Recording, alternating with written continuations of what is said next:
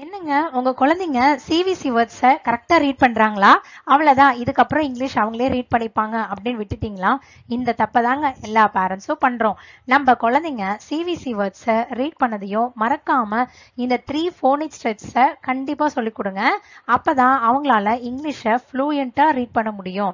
இன்னைக்கு வீடியோல நான் அதை பத்தி தான் சொல்ல போறேன்.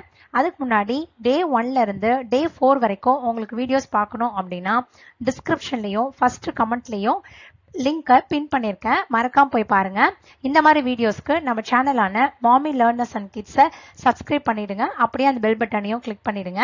வாங்க டே 5க்கான வீடியோக்குள்ள போலாம்.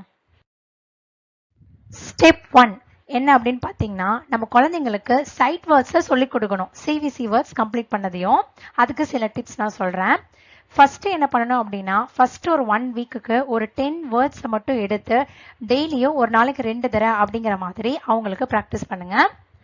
நெக்ஸ்ட் வீக் என்ன பண்ணுங்க அப்படின்னா, அந்த பழைய 10 வேர்ட்ஸோட ஒரு புது 10 வேர்ட்ஸையும் ஜாயின் பண்ணி கம்பைன் பண்ணி அவங்களுக்கு சொல்லிக் கொடுக்க ட்ரை பண்ணுங்க.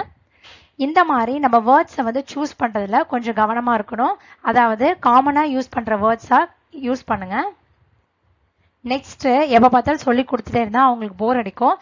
அதனால சைட் வேர்ட் சொல்லி கொடுக்குறப்ப சில கேம் மாதிரி ட்ரை பண்ணலாம். ஃபார் எக்ஸாம்பிள் வந்து வேர்ட் பிக்அப் கேம்.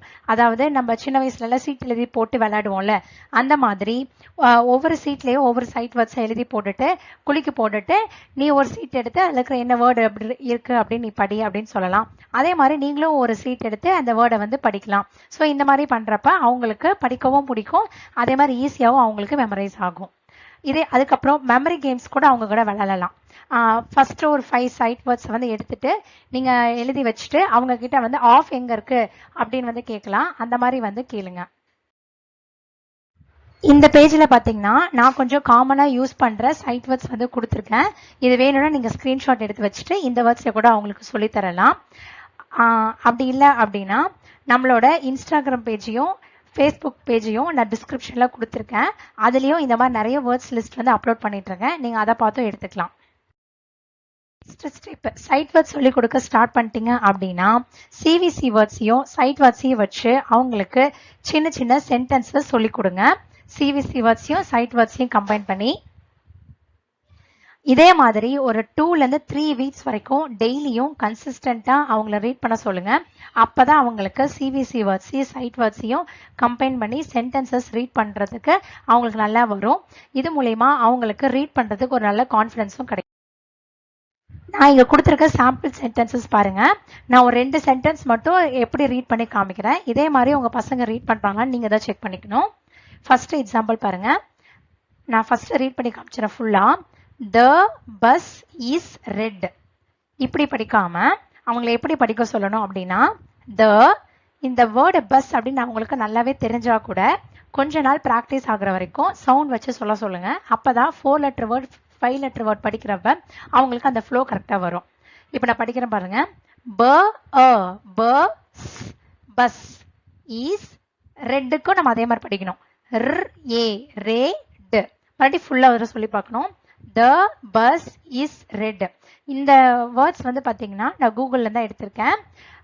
இதே மாதிரி நீங்க வந்து வேர்ட்ஸ் வேணும் அப்படின்னா நீங்களும் கூகுள்ல செக் பண்ணிக்கலாம். அப்படி இல்லைன்னா நான் சொன்ன மாதிரி நம்ம FB இன்ஸ்டா பேஜும் ஃபாலோ பண்ணிட்டு நீங்க அதுல இருந்து எடுத்துக்கலாம். ஓகேங்க. ஸ்டெப் 1 ஸ்டெப் 2 உங்களுக்கு புரிஞ்சிருக்கும்னு நினைக்கிறேன். இப்ப ஸ்டெப் 3. இப்ப நம்ம எதுக்காக இதை சொல்லித்தரோம் அப்படின்னா, இப்ப பசங்க 3 லெட்டர் வேர்ட்ஸை ஈஸியா ரீட் பண்ண ஆரம்பிச்சிட்டாங்க.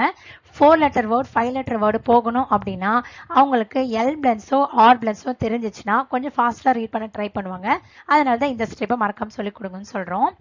இப்ப எல் பிளன்ஸ் அப்படின்னா என்னன்னு பார்க்கலாம். ஒரு கான்சனன்ட் லெட்டரோட எல் சேர்த்தி வரணும், அதுதான் எல் பிளன்ஸ். ஃபார் எக்ஸாம்பிள் இங்க வந்து நான் பிளாங்க் அப்படின்னு கொடுத்துருக்கேன்.